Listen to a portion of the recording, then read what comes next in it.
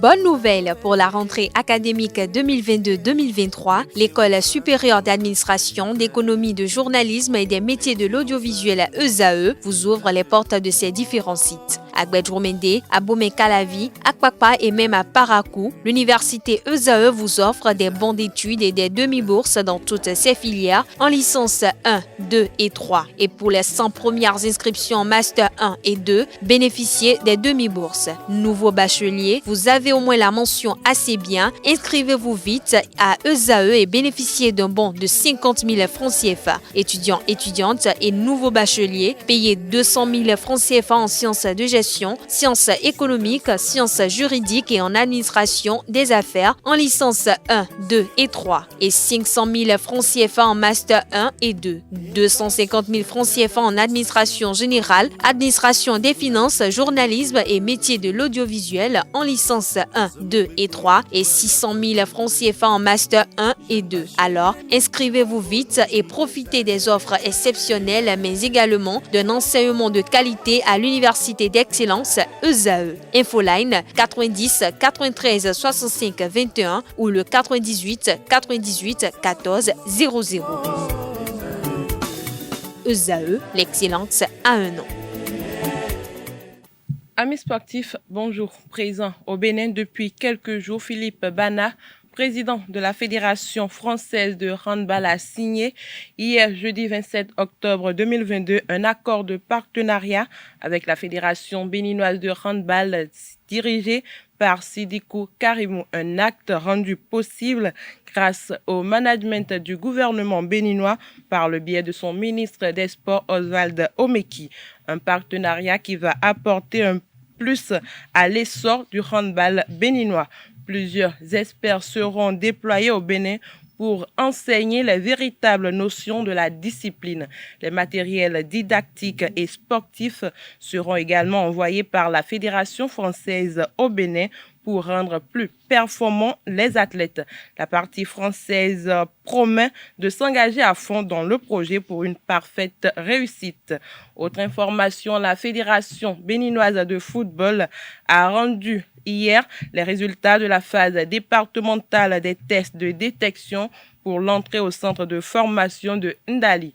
Place à la deuxième phase de sélection dont le programme se définit comme suit. Dimanche 30 octobre à Parakou au stade municipal de 8h à 13h. Mardi 1er novembre à Apromi-Sirté, centre technique fédéral de 14h à 18h. Mercredi 2 novembre, Boycon, stade municipal de 14h à 18h. Samedi 5 novembre, à Ouida, stade municipal de 8h à 12h. Enfin, la dernière étape, la phase zonale, aura lieu le dimanche 6 novembre à Diakotomin de 14h à 18h. L'arbitre international mauritanien Abdel Aziz Bou est désigné par la commission des arbitres de la Confédération africaine de football pour officier la rencontre Bénin-Soudan prévue pour se disputer demain samedi 30 octobre au stade de l'Amitié Général Mathieu Kérékou de Kourounou. Il sera assisté de ses compatriotes Amedine Diba, premier arbitre assistant, et Bouna Ali Ndia, deuxième arbitre assistant.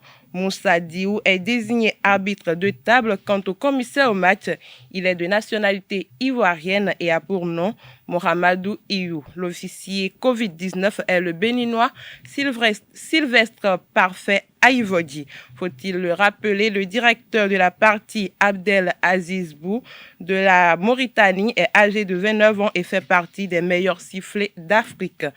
Pour finir, au lendemain de l'élimination du Barça de la Ligue des Champions et de sa relégation en Europa League, une équipe de notre rédaction a sillonné la ville de Cotonou pour recueillir les commentaires de quelques citoyens béninois. Suivons ensemble.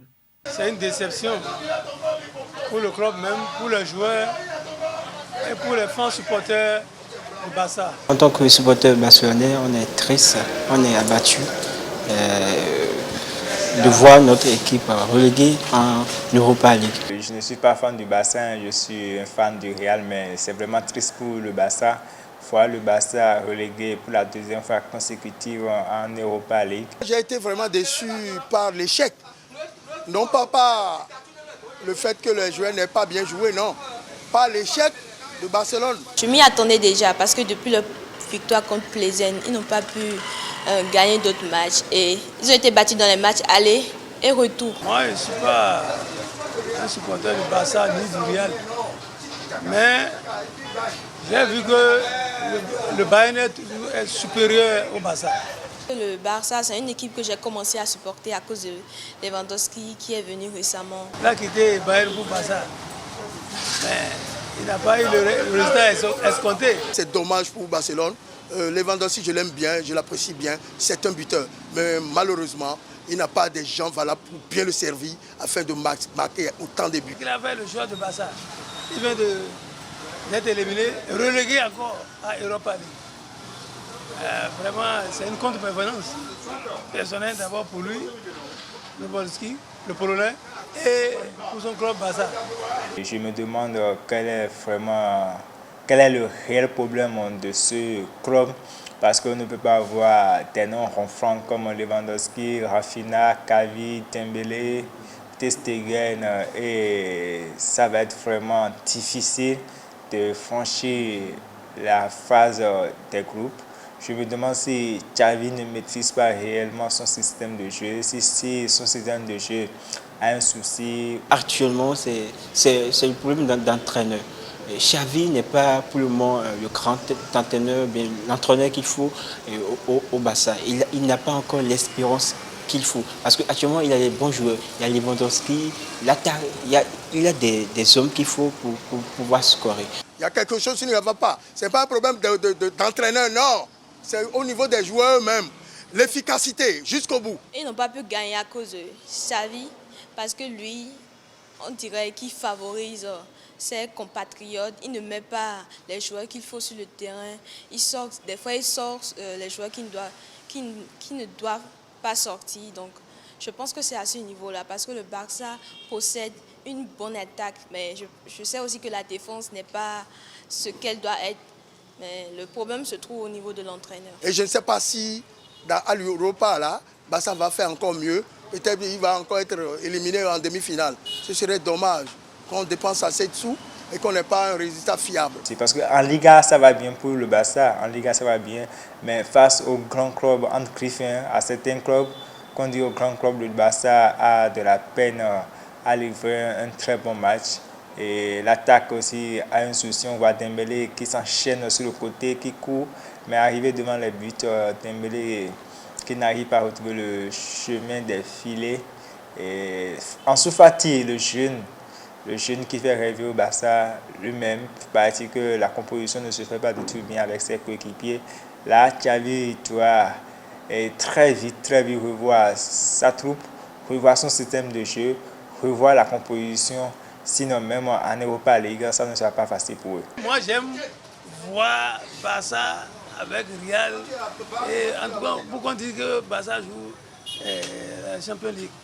Mais on dit que Barça va jouer l'Europa League. C'est vrai, ils ne sont pas seuls. Parce qu'il y a la vieille dame aussi qui est là. Et Juventus de Turin. Il y a même Atlético Madrid.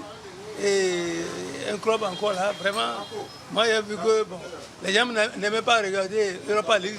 Ils aiment qu'ils vont regarder ça un peu. Vu à cause de ces anciens cadors là qui sont en perte de vitesse. Le Real, l'année dernière, n'a pas été extraordinaire. C'est une équipe qui jouait comme ça et puis avec une certaine efficacité. Le Real n'était pas plus fort que le Barcelone, le Bayern ni les grands clubs. Mais le Real a été champion de la Champions League. Et cette année aussi, vous allez voir comment le Real va faire Chokonataka, Tiki-Taka, jusqu'à avoir encore la Champions League. Voilà, c'est la fin de cette page des sports. Merci pour votre attention et à très bientôt.